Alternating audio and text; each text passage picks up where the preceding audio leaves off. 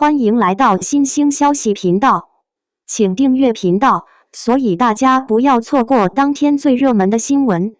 我們今天的時事通訊包括以下內容：首次登上總台春晚，譚松韻，2025年所有的喜慶都在這了。2025年的春節，對譚松韻而言，注定是一個會被反覆提及、反覆回望的節點。首次登上中央廣播電視總台春節聯歡晚會的舞台，他用一句樸素卻極有分量的話，概括了這一刻的情緒。2025年所有的喜慶都在這兒了。雙引號，這並非誇張。對無數中國人而言，中央廣播電視總台春節聯歡晚會不僅是一檔節目，更是一種時間坐標，是一年情緒的總和，是團圓熱鬧國泰民安的具象化表達。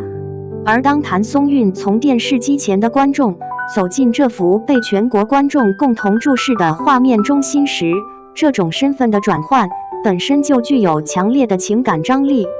從觀眾到參與者，一種被時間托舉的榮譽感。在採訪中，譚松韻坦言，春晚帶給他的最大感受是儀式感。一年就這麼一次，全國人民都在看的節目，很喜慶。雙引號，這種儀式感並非來自舞台規模的宏大，而是源自它所承載的集體記憶。許多觀眾都能在他的表述中看到自己的影子，小時候守着電視等0點，長大後在飯桌間隙瞄2眼屏幕。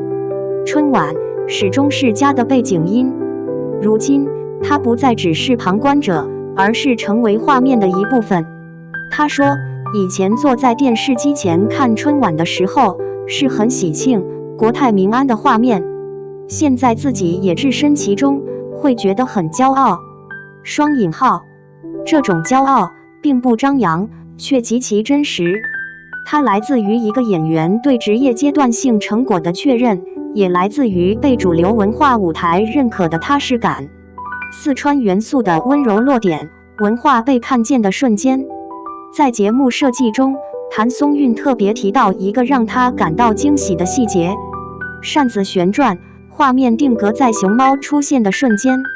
熊貓在動，在跟我招手，戴着個草帽，像功夫熊貓一樣，很可愛。雙引號，這一瞬間的意義遠不止可愛。在專業評論者看來，這是一次極其成功的地域文化表達。它沒有刻意堆砌符號，而是用動態、童趣、親切的方式，讓四川元素自然融入全國觀眾的審美語境中。有舞美策劃專家評價道，這是春晚近年來很成熟的一種表達方式，地方文化不再是被介紹，而是被感受。雙引號，而譚松韻作為四川籍演員，她的出現本身就成為文化敘事中最柔軟、最可信的一環。行業視角，這是譚松韻職業路徑的必然一站。在演藝行業分析者看來，譚松韻登上春晚並非偶然。過去幾年，她始終以穩定的作品輸出、克制的曝光節奏和高度配合的職業態度，構建了一條極少翻車的演員路徑。不炒作，不懸浮，不依賴話題紅利，而是通過角色不斷積累觀眾好感。有資深制片人評論，譚松韻的優勢在於，她讓不同年齡層的觀眾都覺得舒服。這種國民度非常適合春晚。雙引號，也正因如此，他的出現並不會引發爭議，反而帶來一種安心感。這是一種被主流舞台所需要的氣質。網友熱評：真實、喜氣、接地氣。節目播出後，社交平台上的反饋迅速匯集成一種高度一致的情緒。他一出現，就有過年的感覺了。不是驚豔型，但特別耐看，越看越喜慶。這才是春晚該有的年輕演員。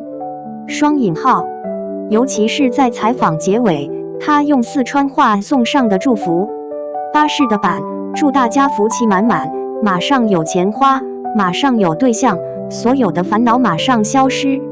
被大量網友轉發，稱之為最有煙火氣的春晚祝福。在一個高度模板化的舞台上，這種自然流露的地方語言反而成為最打動人的存在。作者視角，他站在那，本身就是一種祝福。如果說春晚是一面鏡子，那麼它照見的從來不只是舞台效果，而是一個演員與時代情緒的契合度。譚松韻並非最鋒利、最張揚的那一類演員，但正因為如此，他身上那種溫和、踏實、穩定的氣質才顯得格外珍貴。他站在舞台中央，沒有壓場的野心，卻穩穩地拖住了那份喜慶。他的笑容不炫目，卻讓人心安。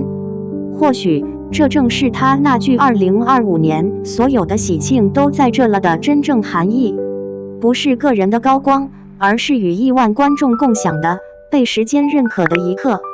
在這一刻，他不只是譚松韻，他是無數普通人對新一年最樸素也最真誠的祝願本身。春晚之後一次亮相，打開更長的時間線。